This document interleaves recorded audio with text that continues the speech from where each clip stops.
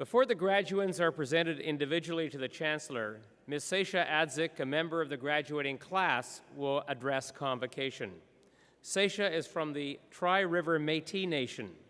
Although throughout her degree, she has volunteered with several social justice organizations, including the Simon Fraser Public Interest Research Group, the First Nations Student Association, the Indigenous Student Center, and the Women's Center. Academically, she studied the misrepresentations of race in media, Indigenous relationships with land, Métis oral culture, as well as youth engagement in social advocacy. In September, she will pursue a Master of Indigenous Governance degree at the University of Victoria. It's now my pleasure to call upon Tsatia Adzich for the graduate address. Tsatia.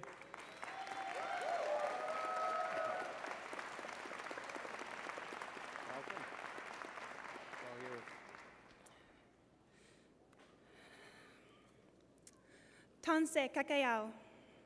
Tsatia, nisa kakasun. Hello everyone, my name is Tsatia.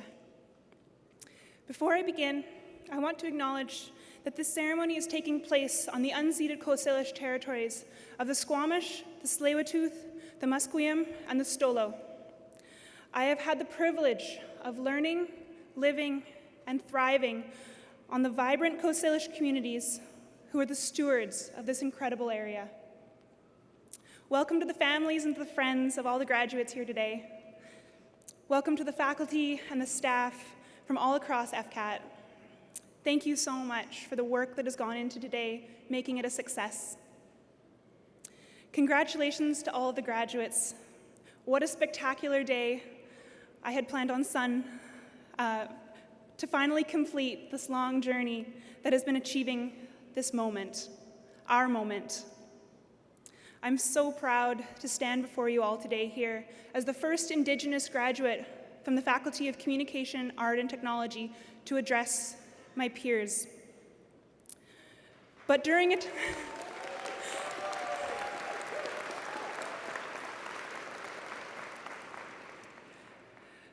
time when reconciliation and indigenization are buzzwords here at this university, I stand before you today not because I fit into a university public relations agenda, but because I chose to.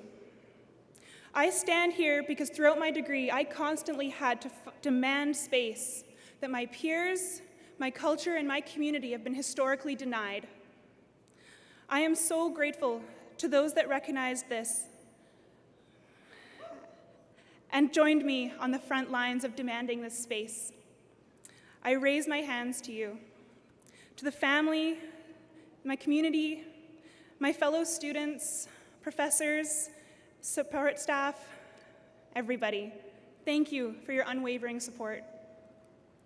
And finally, none of us would be here today without our incredible families, by blood or by choice. At the end of the day, you were our cheerleaders. You were the shoulders that I cried on, and you were the warmth that kept us moving, even on the coldest of days. I stand here today, lifted up by those who stand beside me, past, present, and future, so that I have the strength to speak this truth. I stand here with the power of 1,200 women, unseen and unwavering. I stand here with the resilience and the guidance of my elders, both living and those who have passed on to dance with the ancestors. In the words of Malala Yousafzai, I speak up so that those without a voice can be heard. While I was writing this speech, I was offered teachings from my community, from my family, about patience, humility, and strength. I felt overwhelmed because I saw this opportunity as a huge responsibility, an obligation to say things that have gone unsaid and that have gone unheard for 50 years. However, I'm inspired today because what I can't say up here today, it'll be said by the next Indigenous speaker and the one after that, because this is the start of something long overdue. You are witnessing a revolution.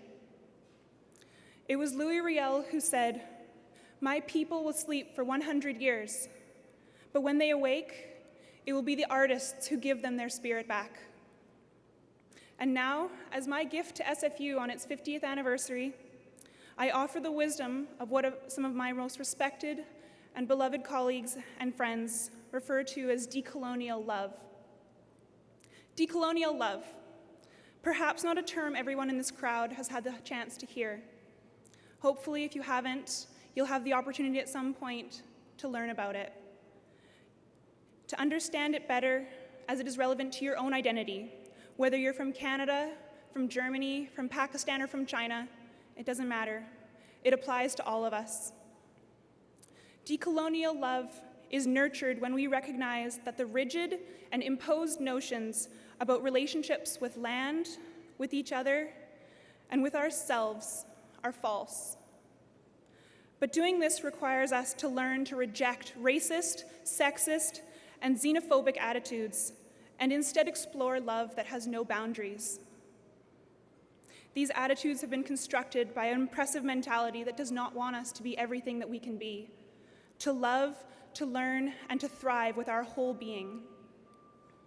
To understand the roots of oppression, and how even when we may be what seems a world away, it impacts us.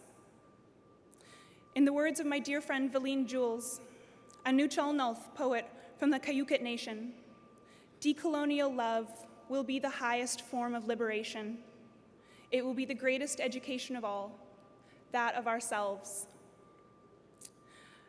I have carried with me one word throughout this whole process, something that connects everything I want to say, everything that I won't have time to say, and what I'll leave here on this stage when I go. That word is compassion. It has been a part of every accomplishment we have witnessed and been part of as students here at SFU. Every challenge we've faced, every victory we've celebrated, every voice that spoke up to challenge systemic and institutional violence. We made it here because we were compassionate to ourselves and to each other. And now we head out on our individual journeys, taking with us an arsenal of knowledge that will change the world. But we also leave a small piece of ourselves here today, an impact that we made, whether it was big or small, on one person or an entire organization. This impact is just a small piece of our journey as we learn to continue developing our compassion as we embark on our next journey in life, both as students and as citizens. Our compassion will open our eyes wide. Our compassion will revolutionize our understanding of celebration through collaboration. We do it by recognizing that every idea we create, every step we take, we are fire. Our knowledge is our fire. It is how we will care for this world and create social landscapes that we want to see and that we want to be part of. As I leave this stage, I offer one final piece of wisdom. Never let your fire be put out by the voices that do not know the path that you walk and the journey that you are on. Our fires must rage. They must grow within our bellies and heat the flame of our beings. Fan your flames. Feed your fire. It will only emphasize the beauty of what we have become. Marse Kakayao. Thank you, everyone. And congratulations to all the graduates. May your fire burn brightly. Thank you, Tsatia.